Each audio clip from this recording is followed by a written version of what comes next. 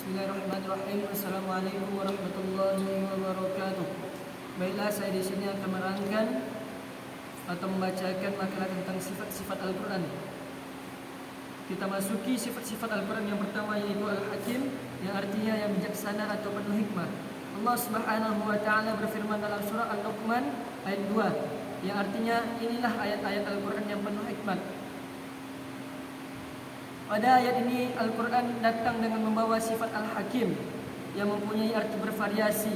Yang pertama yaitu Al-Hakim, yang berarti ayat-ayatnya disusun dengan bentuk rapi untuk menerangkan halal dan haram, batas-batasan dan hukum-hukumnya. Yang kedua, Al-Hakim berarti pemberi keputusan. Maksudnya Al-Quran itu berperan sebagai pemberi keputusan apapun yang dilakukan oleh manusia, baik itu yang baik ataupun yang buruk. Yang ketiga, Al-Hakim bermakna ketetapan. Artinya bahwa Allah Subhanahu wa Ta'ala menetapkan dalam kitab-kitabnya agar manusia memerintahkan berlaku adil, berbuat baik, dan memberi sedekah kepada kaum kerabat. Juga menetapkan larangan melakukan perbuatan keji dan munkar. Yang keempat, Al-Hakim artinya terpelihara dari kebatilan. Tiada kedustaan di dalamnya dan tidak ada pula perbedaan. Ini adalah pendapat Muqatil As-Sa'di rahimahullah, telah menyebutkan beberapa bukti dari susunan ayat-ayat Al-Quran yang penuh hikmah. Dia berkata, di antara bukti keterpeliharaannya adalah bahwa Al-Quran itu datang dengan ungkapan yang paling mulia, fasih dan jelas, yang melambangkan ketinggian dan keindahan maknanya.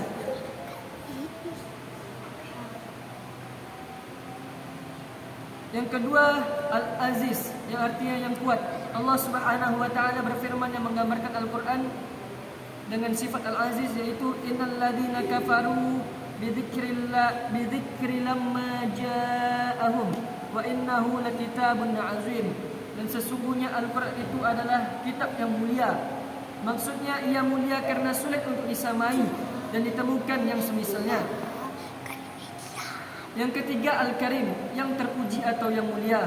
Allah Subhanahu wa Ta'ala berfirman menggambarkan tentang Al-Quran, maka aku bersumpah dengan masa turunnya bagian-bagian Al-Quran. Sesungguhnya sumpah itu adalah sumpah yang besar kalau kamu mengetahui. Sesungguhnya Al-Quran itu adalah bacaan yang sangat mulia. Quran surat Al-Waqi'ah ayat 77 sampai 75. Ini adalah penyifatan Al-Quran dengan kemuliaan yang benar-benar melebihi semua kitab terdahulu dengan sebenarnya.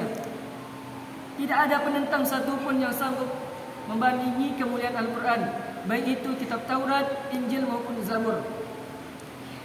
Yang keempat, Al-Majid, yang maha tinggi. Allah Subhanahu wa Ta'ala menyifati Al-Quran dengan ketinggian pada dua tempat di dalam kitabnya, yaitu firman Allah Subhanahu wa Ta'ala yang dipustakan mereka itu ialah Al-Quran yang mulia yang tersimpan dalam Lauhul Mahfuz. Allah Subhanahu wa Ta'ala berfirman, bahkan yang dipustakan mereka itu ialah Al-Quran yang mulia yang tersimpan dalam Lauhul Mahfuz. Quran surat Al-Buruj ayat 21 sampai 22. Maknanya adalah bahwasanya sesungguhnya Al-Quran itu yang mereka dustakan itu memiliki kedudukan yang tinggi, baik dalam susunan katanya maupun gaya bahasanya, sehingga dalam Al-Quran berbagai macam ilmu, bukan hanya ilmu tajuk saja, bahkan ilmu seperti ilmu qiraat, ilmu asbabun nuzul, ilmu bahasa Arab maupun ilmu balaghah. Banyak sekali ilmu yang terdapat dalam Al-Quran, sehingga bahasa dalam Al-Quran itu sungguh indah. Yang kelima, Al-Azim, yang artinya maha agung.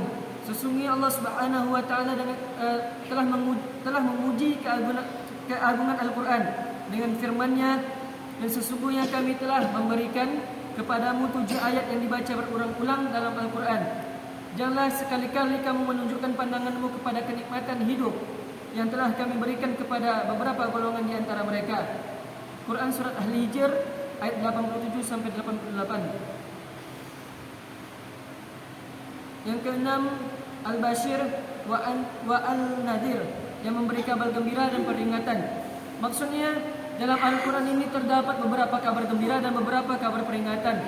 Sebagai kabar gembira ini ditujukan kepada orang-orang yang beriman yang melaksanakan segala perintah Allah Subhanahu wa taala, dan memberikan kabar peringatan yaitu kepada orang-orang yang ingkar dan durhaka kepada Allah Subhanahu wa taala dengan jaminan neraka jahanam.